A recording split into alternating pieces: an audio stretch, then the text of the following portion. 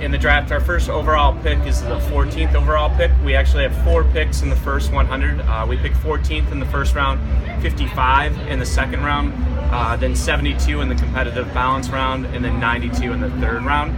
I think this year's draft, it's a good draft, and where we're picking at 14, we should get a player that we really like. I think up top, there's not a whole lot of certainty, so I think once things play out up top, then we should get a really good player at 14. What's the challenge of picking in that portion of the first round? I mean, just that there's not a lot of certainty as to what's going to happen up top. So you have to be prepared to react to whatever's there. I think our approach, as you've seen over the last 4, 5, 6 years, is to take the best player available. We're not trying to focus in on a pitcher or a college player versus a high school player. We're going to react to who's there and who we feel is the best player for the Cleveland Indians at that time.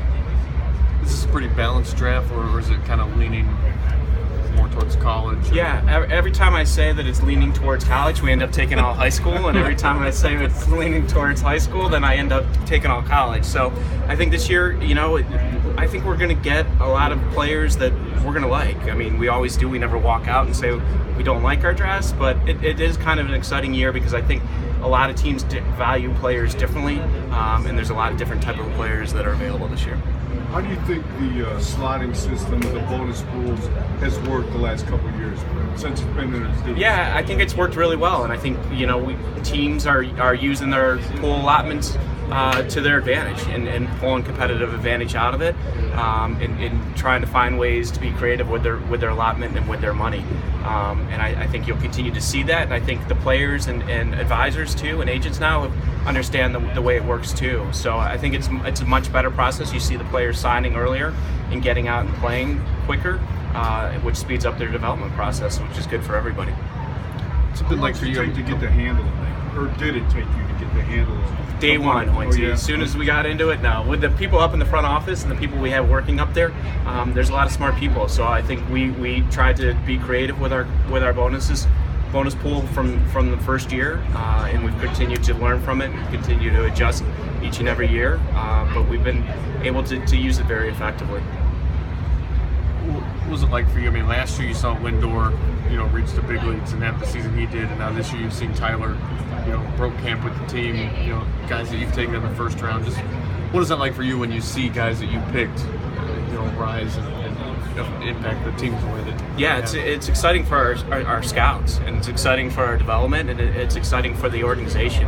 I mean, to see what Naquin come and get that hit last night, and then Frankie hit that triple, and then score the runs and do all those things. It's great. It's great to watch. It's great to see happen. But it took a lot of hard work, and it's what our scouting staff has done, where our development staff is now, and what they're doing with those players. We're getting them young, and then we're getting them better, and then we're getting them to have an impact here, and that's it. That's what we need to do to be successful. What are you guys doing now, or what's the process leading up to the draft? Yeah, we've been in meetings for the last. Last week we met with every single area scout. We flew to Atlanta and then Dallas and then LA.